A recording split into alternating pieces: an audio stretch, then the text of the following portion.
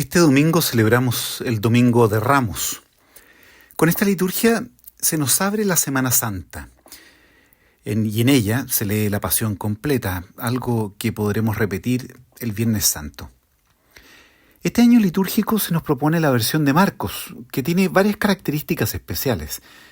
Es un evangelio sobrio, bastante preciso en su narración.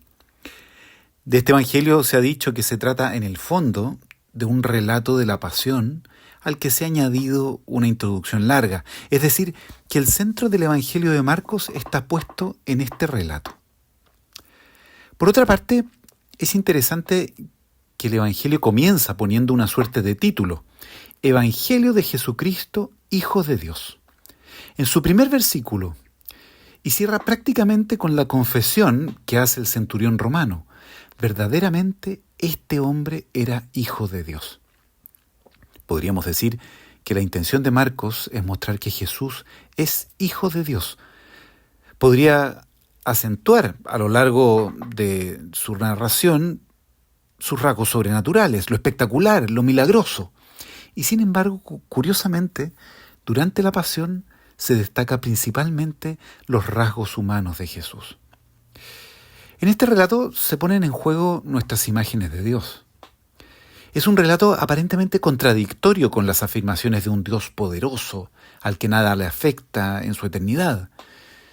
Y sin embargo, lo divino y sobrenatural en Jesús no se muestran en este pasaje.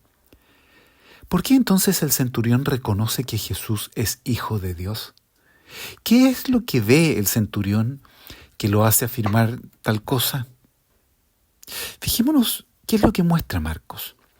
En este texto se muestra primero a Jesús melancólico, consciente de que en Betania lo ungen anticipadamente, previo a la muerte. Lo vemos consciente de que será traicionado. En la última cena se está despidiendo, triste. Sabe que sus discípulos se dispersarán también. Le dice a su gran amigo que lo negará.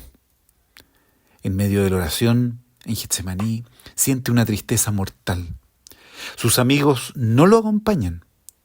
Quiere escapar de la situación. Recrimina también después a sus captores el modo en que lo atrapan. Escucha los falsos testimonios en silencio en el Sanedrín. Luego de confirmar que es el Hijo de Dios, comienza a recibir escupitajos y golpes.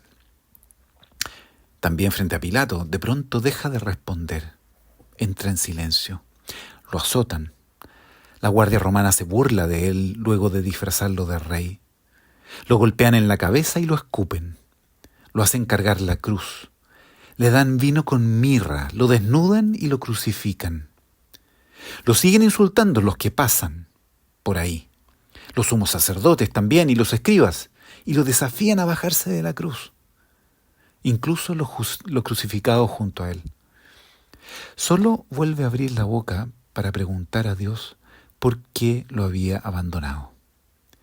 Siente Jesús soledad del Padre, soledad de Dios. Se ve cómo paulatinamente Jesús, quien iba llevando su vida, mostrando la fuerza de Dios, poco a poco es pasivo, sujeto de decisiones de otros, sin poder. ¿Cómo puede Dios ser así? Quizá hay que cambiar nuestra imagen de Dios.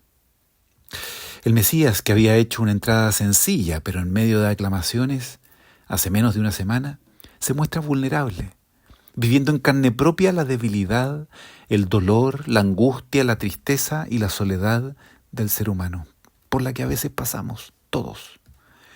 El Dios nuestro, el Dios de los cristianos, nos conoce, ha vivido la parte oscura de la humanidad, ha padecido el odio y el mal.